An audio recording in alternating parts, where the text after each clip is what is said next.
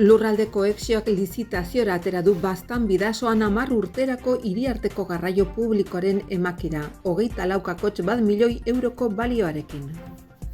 Turismoko zuzendaritzak laster 3 milioi euro baino gehiago argitaratuko ditu sektorean iraunkortasuna hobetzeko laguntzetan.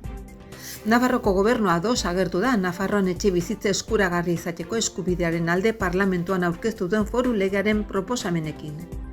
Nafarroko gobernuak 6,5 milioi bideratuko ditu egoera ahulean dauden personen oinarrizko laguntza materialera 2025 eta 2028 urte artean. Nafarroko fisioterapia zentroa gurutze xuri batekin eta fuksiarekin identifikatzeko fisioterapiaren ikurra proiektua babestu du Osasun Departamentuak. Ingurumenak arrantza debekualdiak argitaratu ditu eta 17.000 baimen baino gehiago emango ditu harrapatzeko eta askatzeko. Izokinaren arrantzaren geldialdi biologikori eutsi zaio 2025an. Iruñak 350.000 euro inbertitu ditu Mendillorriko espaloiak eta galtzadako betzeko. Nafarroko akordiolarien topaketa eginen dute larun batean Elizondon.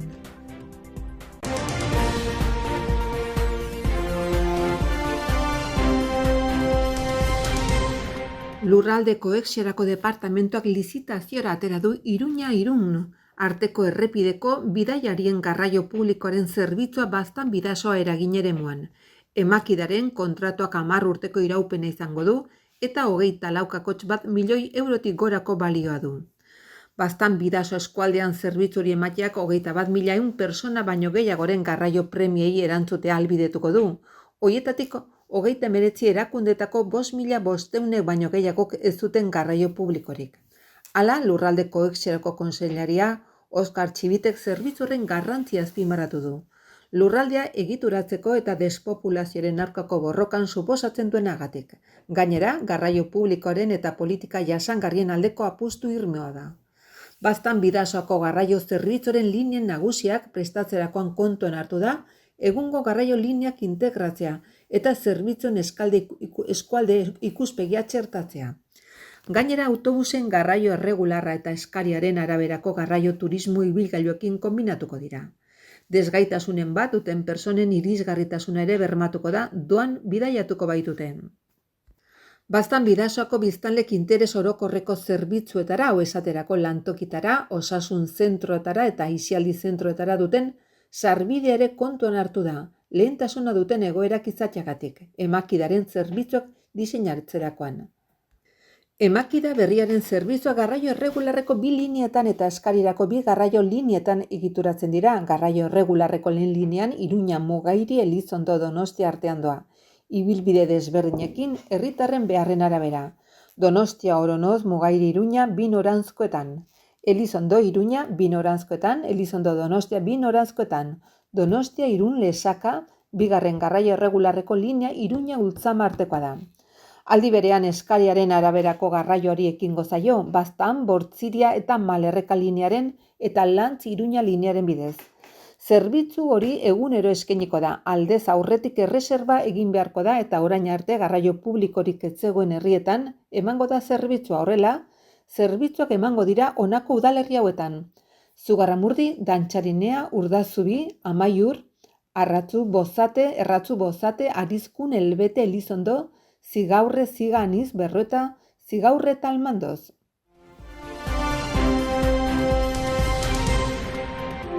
Turismo zuzendaritza nagusiak 6 laguntza deialdia argitaratuko ditu maiatzean zehar. Turismo establezimentu eta enpresetan eta sektore enogastronomikoetan autobabes sistemak eta jasangarritasuna hobetzeko.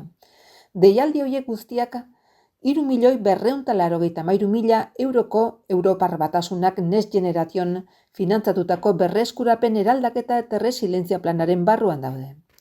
Hoiei gehitu behar zaizkie ostalaritza establezimenduek bere autobabeserako sistemako hobetzeko laguntzak zein joan den asteartean argitaratu zen Nafarroko aldizkari ofizialean. Deialdiak 648.000 euroko gastu aurreikusten du guztira. 222.000 euro 2025 urterako eta 428.000 euro 2026rako. Eta beren baldintza berexengatik Ibaietatik gertu, baso masa garrantzitsuegatik edo jende kopuru handi batengatik hurbil daudelakoz, arrisku potentzial handiago duten instalazioei zuzenduta dago. Gainera, deialdien multzo honek turismo enpresen jasangarritasuna hobetzeko bi deialdi hartzen ditu barne. Lehenengoaren helburua hondakinen kudeaketa hobetzean datza. Eta 240.000 euroko zuzkidurarekin kontatzen du 2025 eta 2026 urterako. Bigarrena berriz, mugikortasun jasangarria eta energia eraginkortasuna sustatzeko instalazioak egokitzen dituzten establezimenduei zuzenduta dago. Eta 740.000 euroko zenbatekoarekin kontatzen du. Urte honen eta datorren urtearen artean banatuta. Badira halaber deialdi hoien berdin-berdinak diren beste bi deialdi ere baita bereziki sektore enogastronomikoari zuzendutakoak, 225.000 euro eta 420.000 eurokoak urrenez urren. Azkenik, turismoko zuzendaritza nagusiak diru laguntzen bertze deialdi bat proposatu du. Kasu hontan, turismo enpresetan etxe tresna elektrikoen ordez energia kontsumo txikiko beste aparatu batzuk erabiltzea finantzatzeko.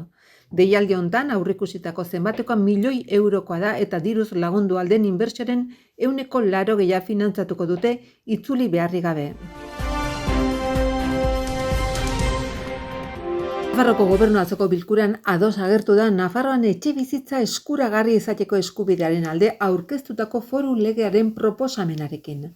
Hain zuzen ere, joan den astean aurkeztu zuten Contigo Navarra, Zurekin Nafarroa, Nafarroko Alderdi Sozialista, EH Bildu Nafarroa eta gero abai talde parlamentarioek. Eta horren bitartez, foru komunitateak aukera izango du neurri berriak hartzeko, igezinen parke izateko, eta persona guztiek etxe bizitza duina eta egokia eskuratzeko aukera ziurtatzeko. Helburu horiek lortzeko honako hauek dira talde parlamentarioek proposatutako arau aldaketa batzuk. Erosteko aukera ematen duen errentamendu erregimena desagertzea eta arrazoizko errentamendu erregimena txertatzea. Bai eta jabetza erregimena ere, titulartasun osokoa edo azalera eskubidekoa. Errentamendu eta errentamendu etxe bizitzak eskuratzeko prozesuetan baremazio sistemaren ordez zozketa sistema ezartzea. Biztanle talde jakin batzuei zuzendutako erreserba orokorretarako. Edo lankidetza publiko-pribatuko formula gaitzea. Arrazoiozko alokairuko etxe bizitza parkea sustatzeko eta handitzeko. Aldaketa horietan halaber bizitegi tipologia berriak sartzen dira, ala nola titulartasun publikoko zuzkidura bizitokiak. Eta etxe bizitza edukitzaile handien erregistro berri bat sortzea da.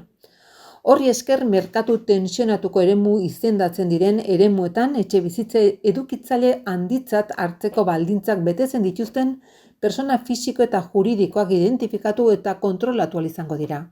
Horrek dakartzan ondorioekin ala nola errentamendu kontratuetan errentek dituzten mugak. Nafarroko gobernuak 6.589.767 euroko urtean hitzeko gastu konpromiso hartzeko baimena eman du 2025 eta 2028 urte artean behar zuei oinarrizko laguntza materiala ematera bideratutako diru laguntzen deialdi egiteko. Diru txartelen sistema honi esker, famili kalteberek supermerkatuetan elikagaiak eta beharrezko produktuak erosi ahal izango dituzte. Pasaden urtean, 974 familia jaso zuten neurri hori foru komunitatean. Orain arte gurutze gorriak kudeatu ditu Nafarroan elikagaietarako diru txartelak eta 974 familiari egin die mesedeiaz. Eskubide sozial konsumo eta 2030 agendaren ministeritzaren datuen arabera, herrialde osoan 70.000 famili izan dira onuradun 2024an. Aldaketa nabarmenena izan da elikagaia gauzatan entregatzearen ordez loten bidez supermerkatuan erosteko diru txartela ematea. Eredu normalizatuagoa eta duinagoa, non personek aukeratu ahal izango duten zer elikagai edo oinarrizko produktu konsumitu nahi dituzten, onuradunengan autonomia eta erabikitzeko ahalmen handiagoa sortuz. Fernando Domínguez Nafarroko gobernuko osasun departamentuko kontseilariak eta Maitane Uranga Nafarroko fisioterapeuten elkargo ofizialeko presidenteak foru komunitateko fisioterapia klinikak identifikatzen dituen lehen gurutzea inauguratu dute gaur. Bereizgarri berria ertz fuksia duen gurutze zuri bat Daniel Kapitan fisioterapeutaren noaingo akantos zentroan jarri da. Nortasun horrek fisioterapiaren sektoreko kolektibo osoa hartzen du bere baitan, orain arte zegoen ikusgarritasuna ematen du, eta pazienteari gehieneko berme ematen dio bereizgarri hori lortzeko aldez aurreko kalitate baldintza batzuk bete behar baitira. Gainera gurutze horrek nabarmentzen du osasunaren arloko beste kolektibo batzukiko paralelismo nabarmenean, fisioterapiaren sektoreak berezko osasun izaera duela, eta zuzendaritza bateratu baten bidez bideratzen dela.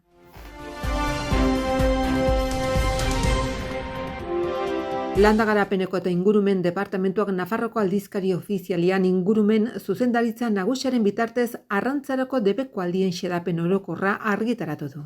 2008an izokina arrantzatzeko debekoa mantentzen duena eta arro guztiak irekiz amu arrainak harrapatzeko baimenak handitzea barne hartzen duena. Eska Salazarren izan ezik. Nafarroko arrantza oro har harrapaketa eta askatze modalitatean egingo da. Foru aginduaren helburua da Nafarroan arrantza aprobetxamentua izan dezaketen espeziak ezartzea, bai eta eremu garai egun eta aldi baliodunak ere. Espezie edo modalitate desberdinen arabera eta aprobetxa daitezken espezien mesederako muga orokorrak ezartzea, bai eta hoiek kontrolatzeko prebentzio neurriak ezartzea ere. Gainera, espezie exotiko inbaditzaileen populazioak eraginkortasunez kontrolatzeko neurriak ezartzen dira harrapaketaren bidez eta hala badagokio harrapatutako aleak kenduz. Azpimarratzekoa da 2008an amu arrain arrantzatzeko denboraldiari dagokionez goi mailako salmonikultura eskualdean osoan arrantza egiten dela harrapaketan eta askatzean, eta ezarritako baimen kopurua nabarmen handitzen dela 2008ko denboraldiarekin alderatuta.